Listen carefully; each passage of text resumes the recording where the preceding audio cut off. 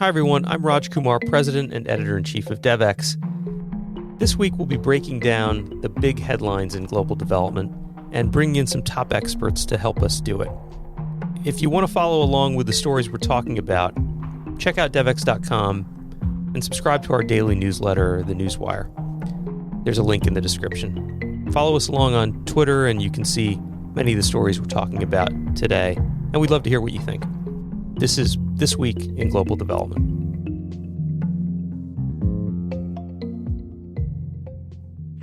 Well, hello, happy 2024, and welcome to another episode of This Week in Global Development. I'm Raj Kumar, President and Editor-in-Chief of Devex, and I'm delighted to welcome a couple of guests to our show today. Stefan, how are you? I'm very well, and it's glad to be connected. It's great to be with you. Stefan Dercon is, of course, the noted economist. Maybe I can call you a celebrity economist, certainly are in our book. Former DFID chief economist, author of Gambling on Development, and among many, many other accolades you have as a thinker and leader in the development space. It's great to have you here. And I'm also joined by Anna Gawel, who is, of course, the managing editor at Devex. Hi, Anna. Hi, Raj. Happy New Year. Happy New Year. Yeah, it still counts. We're only 4 days into the new year. And it's one of the things I thought we could start with. Of course, there's a lot of news coverage over the holiday break. Devex takes an entire week off between the Christmas holiday and New Year's Day. But we published a lot of things anyway, and I'd love to get Stefan and your take on some of that. One of the big things is really just looking at what's coming up on the calendar, what to expect in 2024. And maybe I can start with you on this, Stefan. What's kind of top of mind for you when you think about this year? I was hesitating because, of course, it's a big question. But top on my agenda is that I just want to keep an eye on what's happening with the economic situation in Africa, and also, the spread of conflicts and fragility there. So I think it's going to be an important year because, so many places are near some kind of tipping points, either purely in their economy or because of uncertainty, fragility in the politics, and issues to do with conflict. So that's definitely on top of my agenda, and it could go all kinds of ways. That's a great one to focus on to start with, because I remember when the pandemic first hit, there was a sense that the richest countries in the world have the fiscal space. They are going to do all kinds of stimulus, and they did. And it largely, by and large, it worked. It might have been bumpy in some of the advanced economies, but by and large, it worked. And a lot of the economists like yourself I was speaking to at the time said, but wait till next year. African economies don't have the fiscal space. Things there could get bad. But there were a number of measures put in place. There were some kind of holidays on debt.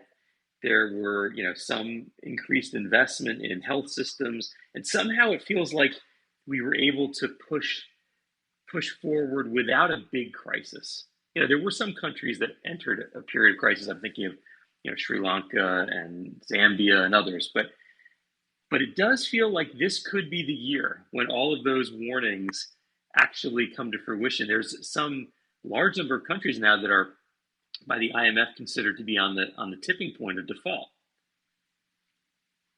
Yes, but it is interesting, and I'm glad you refer back to what many of us thought at the beginning of last year. I was very struck that the Financial Times of London, a newspaper, was admitting that was one of their projections that they got wrong last year. So they had basically projected a lot more countries going into default in Africa.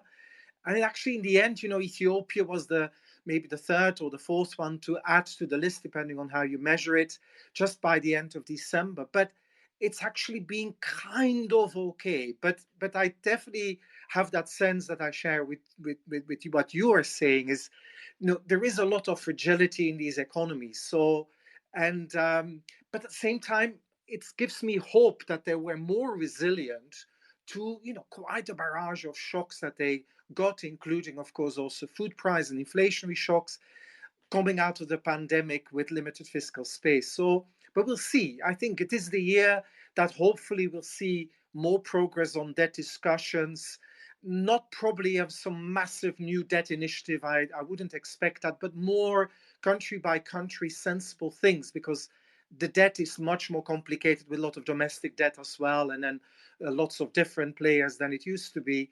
But I'm reasonably hopeful, but I'm going to keep on watching very carefully every few days. Nothing happening, no country getting into more trouble, because it is still very fragile. It is, and the other intertwining issue, of course, is conflict. Thinking about is it 7 countries that experienced a coup in the Sahel region last year, and what the implications are for those countries. I'm thinking places like Niger and Mali. I guess Sierra Leone had an attempted coup, but that fragility, if it continues into this year, could be another point where you get an intersection of conflict that can spill across borders, and at the same time, the elevated interest rates, higher inflation, especially around food products, which is related to the ongoing war with Russia and Ukraine, and maybe you end up with this being the year that everyone kind of predicted something bad would happen in the last 3 years, and this could be the year when it really does come together. And of course, all of that happening at a time, as some of our stories in this past week have reported, at a time when the donor countries, the ones that are meant to stand up and perhaps come up with some kind of firefighting initiative around debt or around conflict, are going to be pretty preoccupied. You've got elections in the US, European parliamentary elections, UK elections, and this is a year when more than 60% of the world's population will see national elections. And so is it a time when we're ready for whatever the after effects could be at this, when there's other conflicts and wars happening in the world? And we had some reporting along these lines, and I wonder, to the broad question, what you're kind of looking out for in 2024, and then what some of the threads are you see connecting what Stefan and I are talking about. Sure. Yeah. I mean, I think being in DC, connecting the thread, we're obviously looking at the World Bank, but we just had a big story out in terms of what to look forward to in the U.S. Congress. We all know it's a U.S. Election year in the U.S. We're facing in terms of Congress, some tight deadlines, lots of work to do, lots of dysfunction, as we're all too familiar with. And I mean, the biggest thing is the government still has to be funded. We're facing a potential shutdown in January, February. So we're looking at the 2024 fiscal budget. And of course, that includes the international affairs budget to fund entities such as USAID. Traditionally, in years past, this has been a bipartisan affair, but we know that bipartisanship is in pretty short supply. There's been talk in the House among Republicans of cutting USAID's budget by 50%. This is, again, as you know, an election year. So we've got the culture war issues that has caught up programs like PEPFAR, which is America's kind of landmark HIV/AIDS initiative. You have conservatives alleging that money going to PEPFAR is actually going to groups that perform abortion. So it's a controversial position. We have the Farm Bill, which is especially important in a time of hunger worldwide. There is, of course, Ukraine aid, and that supplemental package, what's not as recognized, contains money for multilateral development banks such as the World Bank.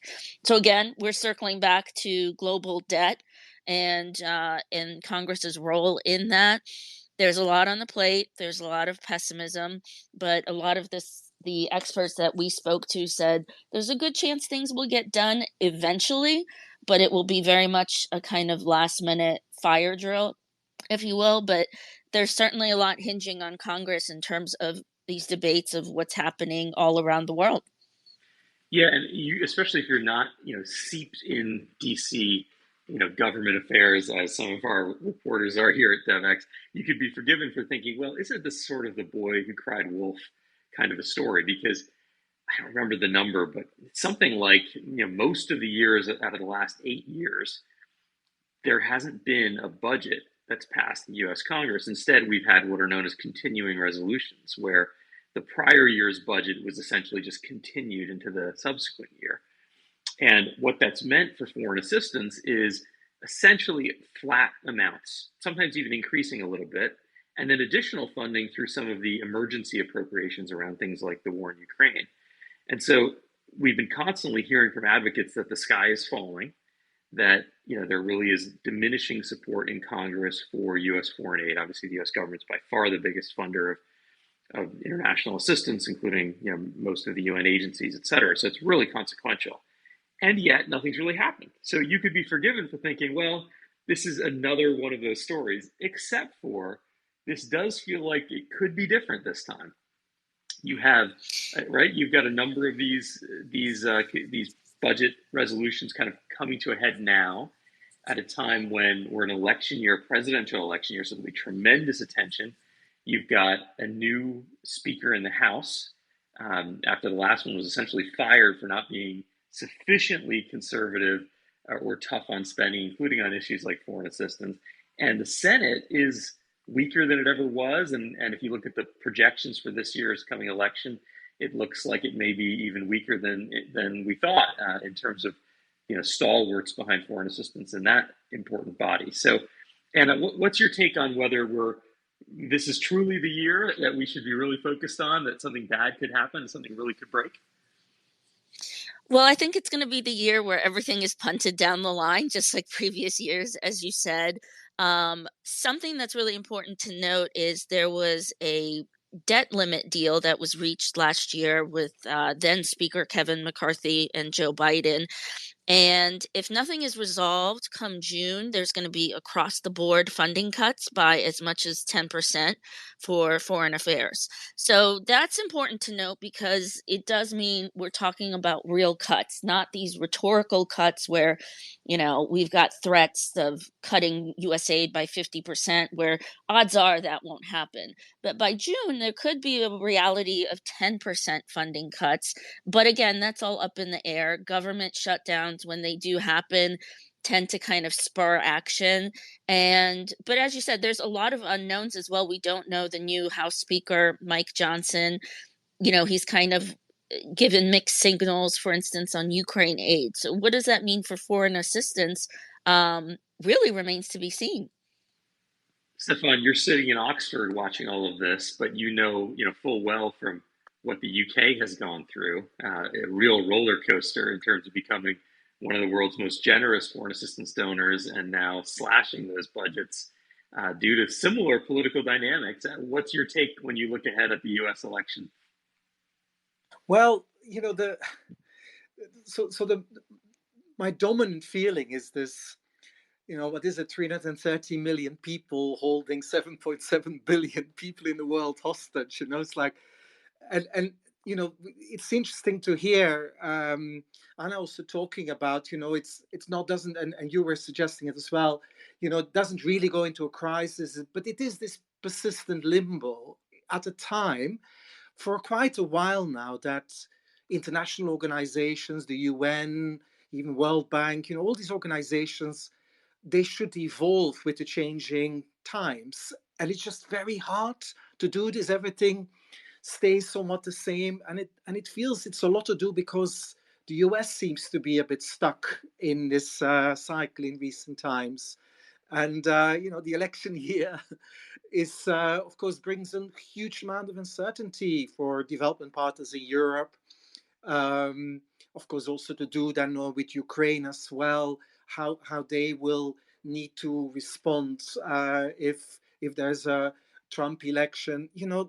There is so much uncertainty, but it stifles action and maybe imagination and long-term thinking because we're all a bit stuck as a result.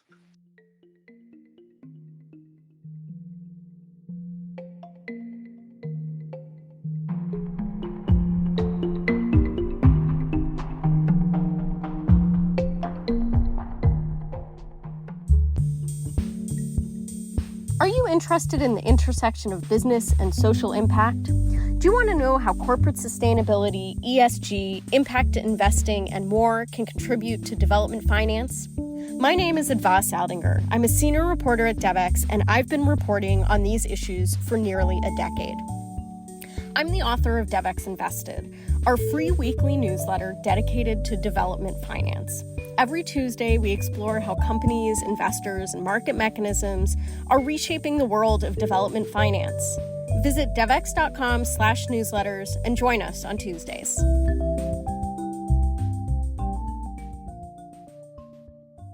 Yeah, that's right, including institutions like the World Bank that are at the center of this kind of new vision for where development should go.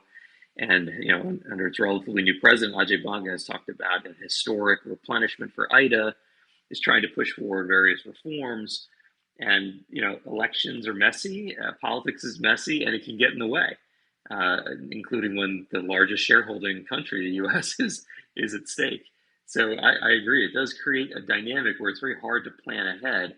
And 2024 could be one of these years where the development conversation is just entirely subsumed by politics of donor countries, including in the UK, right, where Keir Starmer looks, I guess, likely to be the next prime minister. And it isn't clear, though, even if Labour wins, that there will be any real policy shift in terms of overall funding. Is that fair to say, Stefan? It's fair to say in overall funding, but my expectation is, and of course it's still all taking form, is that they will be able to be, more positive around development and trying to reposition Britain again as being outward oriented also in development. So I'm actually, moderately hopeful. And I even have to give quite a lot of credit onto the current government, and especially those people that are now running the development part of the Foreign Office of FCDO. They're trying to stabilize, they're trying to be more structural. They did publish a new white paper, so like the key policy document that actually is, maybe going back to where we were 5 years ago, but in some sense it's better than the kind of total chaos we had for a few years, including with the cuts, but also with a total realignment of how you should use aid and a political a dominance of political thinking in government, of using aid for very different purposes than development, I think. And this is definitely being stopped. So there will be not that much change maybe in that respect from Keir Starmer, but there is an evolution, and I would say the evolution is quite positive, of a bit more moderating force, a bit more reasonable, sensible development orientation. But yes, I don't think the budget is going to be there. And maybe just to help to understand this is it's always fast for the right in the UK an easy target. The fact that we were spending money abroad, it's always an easy target for very conservative forces that really want to be more isolationist or inward looking or purely self-interest as a country. And so if you come in as a new government in the current climate, it's probably not too wise to make this a big deal, because you're going to make yourself vulnerable for a dominance of the kind of newspaper coverage and so on. And so I think they're going to play it cautious, risk averse, and not doing dramatic things on the budget. But in the content, I think it could improve a lot. And let's not think of the billions that were being spent domestically for poorly managed migration policies and asylum seekers policies. Quite a lot may well properly go back into developing countries where it should go. Yeah, that's a very fair point, that it isn't just about the top line numbers. It is how you spend the money that matters so much. And we all know that so well. And that's a great example where I think it was last year, 29%, or maybe it was 2022, 29% of UK's overseas development assistance budget went to the cost of housing refugees domestically, nearly a third. So, that's a significant shift. You're right. That ultimately could mean billions that flow into the kinds of projects we think about when we think of long-term global development. That makes me think a little bit as well about the how around U.S. aid. And we had a piece that delved a little bit into a second indicator that the U.S. government is using for determining what counts as localization when it comes to U.S. aid spending overseas. And Anna, maybe you could take us through that story a little bit. I'd love to get Stefan's take on what this really means in terms of the way we do development.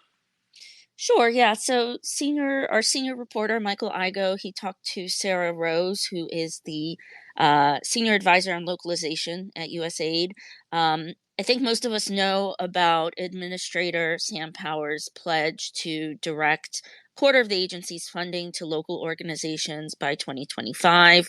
But not as much attention is paid to the other half of that pledge, which is that by the end of the decade, half of USAID's programs would give local organizations effectively real agency, real decision-making power.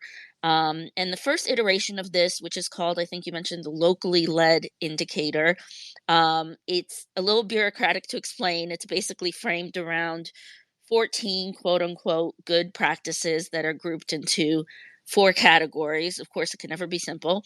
For a project to be considered locally led, it must hit 2 of these good practices across 2 categories. And I think that that's really notable because it's kind of not a lot um, in order to qualify as locally led. So I expect there might be some questions revolving that, but Sarah Rose kind of stressed that this is still in the pilot mode. Data is not out yet.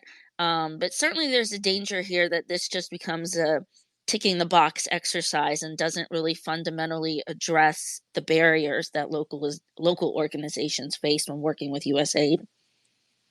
Yeah, USAID actually released an infographic, and we wrote up the story about it for our pro readers. And it talks about these categories, working directly with partners. That counts as a category. That seems fairly self-evident. Another one's creating effective local partnerships, recognizing, leveraging, and strengthening local capacity. And then the last one is engaging communities directly. And the idea, as you say, is if a partner can show, and ultimately it's USAID that would decide, we're doing something in one of these 4 categories. I'm sorry, in 2 of these 4 categories, at least one thing in 2 of those categories, then it counts as locally led. Stefan, you've been around this issue and this work for a long time. In fact, DFID was for many, many years considered the leader on locally led development. How does this come to you? What's your feeling about this approach and kind of the broader questions around localization today? Yeah.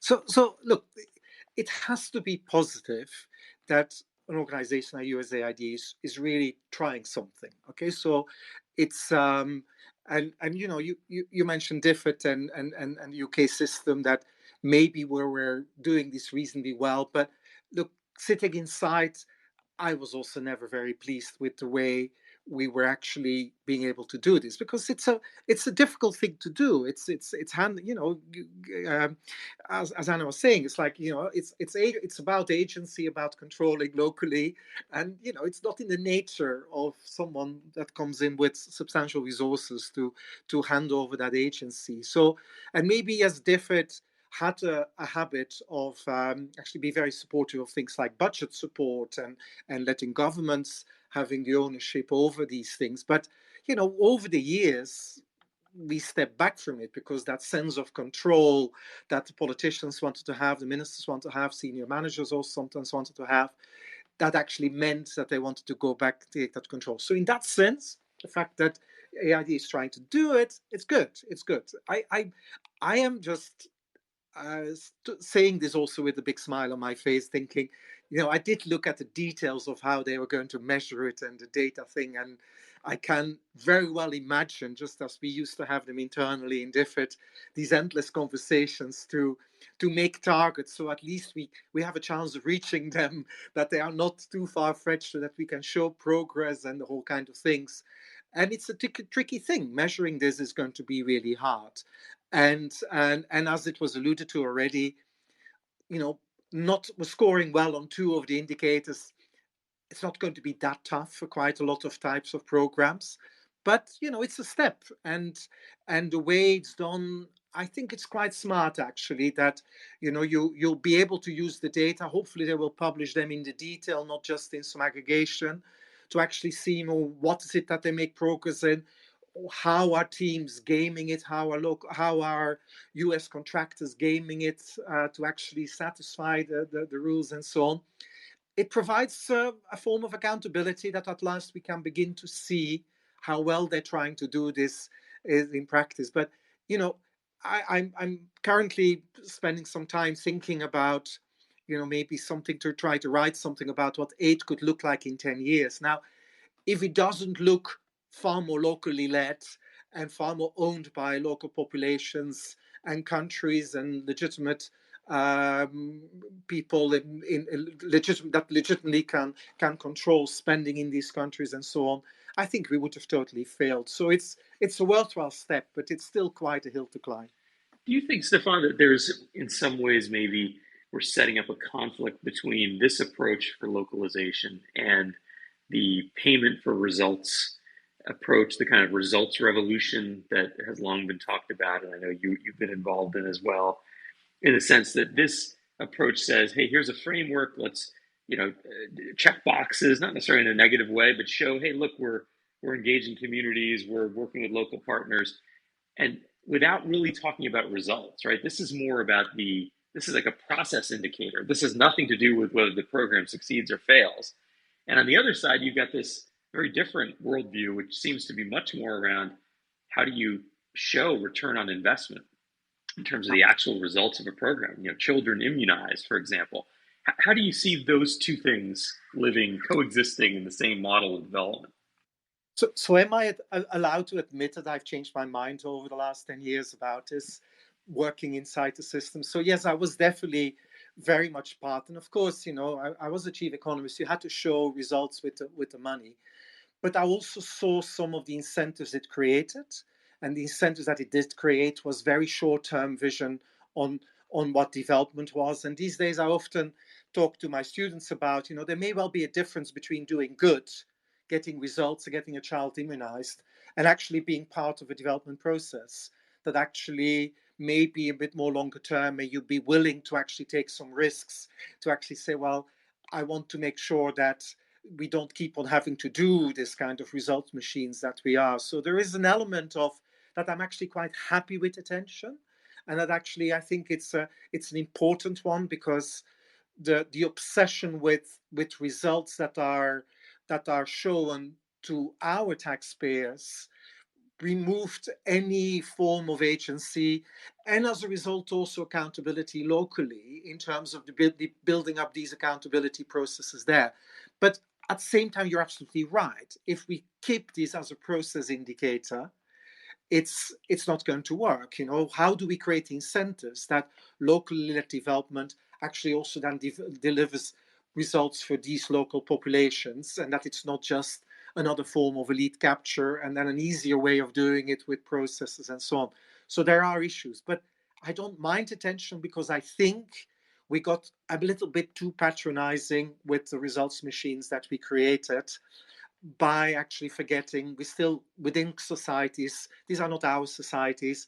We are there playing a role within it. We're not neutral. We're not just outsiders that come in. No, we are influencing what's happening locally. And so thinking about what our presence does locally, also as a process, as a presence itself, as a mechanism of spending resources and so on, it's probably quite healthy.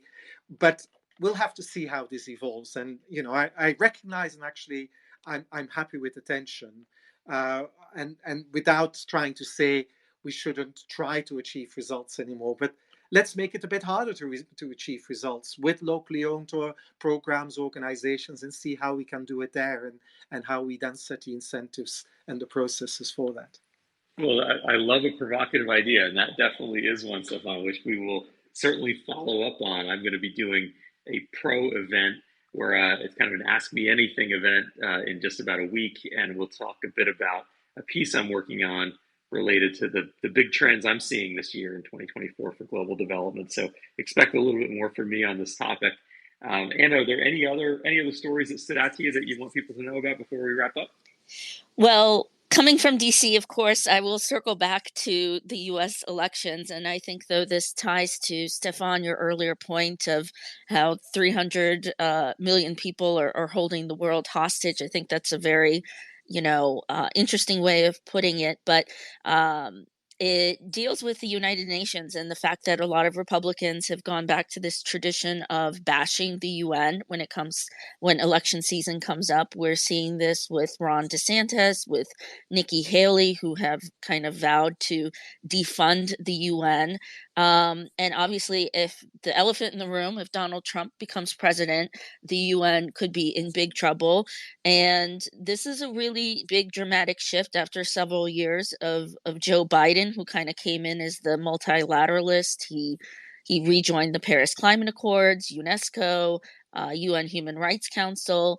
And so we have this, our UN correspondent, Colin Lynch, has this terrific article on what that means and even how Joe Biden's reputation has been tarnished by the Israeli military offensive in Gaza. So I would just urge people to check it out, because while it does deal with the U.S. elections, it definitely talks about the global ramifications in terms of the UN. So that's a standout for me, not just because I'm from D.C. and obsessed with politics.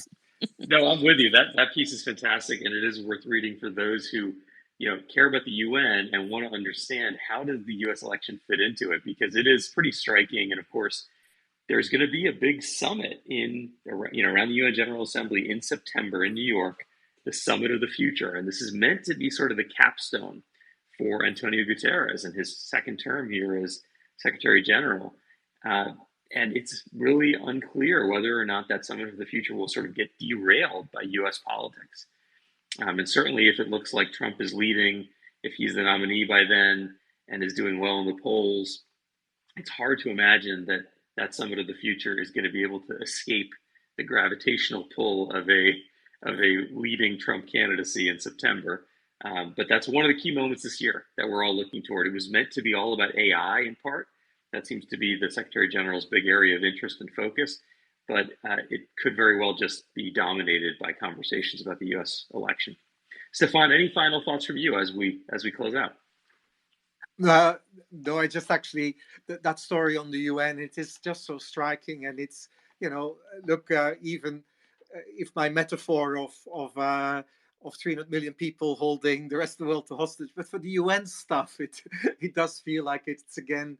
The UN is very dependent on the US, of course, for funding as the richest economy in the world. But it's just going to be so hard, because at the same time, I always think as well the UN needs to find a way of evolving, reforming and whatever. But it's again this kind of environment. It's just going to be really hard. And I wish the summit in September good luck, but I bet it will be overshadowed by all kinds of other things happening in the US. Well, if there's one thing we know, it's that there's going to be some unexpected things that happen this year, likely across the many, many elections happening, many places in India, all over, and likely other things happening in some of the contexts you started us out talking about, countries that we may not be thinking about today, and then suddenly dominate the headlines when they have an economic crisis or a conflict. So there's going to be a lot that happens in 2024, I'm sure. And it's great to have you, Stefan, to help us think it all through. So thank you for being part of this conversation today. Thank you, Anna. And thanks, everyone, for tuning in once again to This Week in Global Development. Talk to you all next week.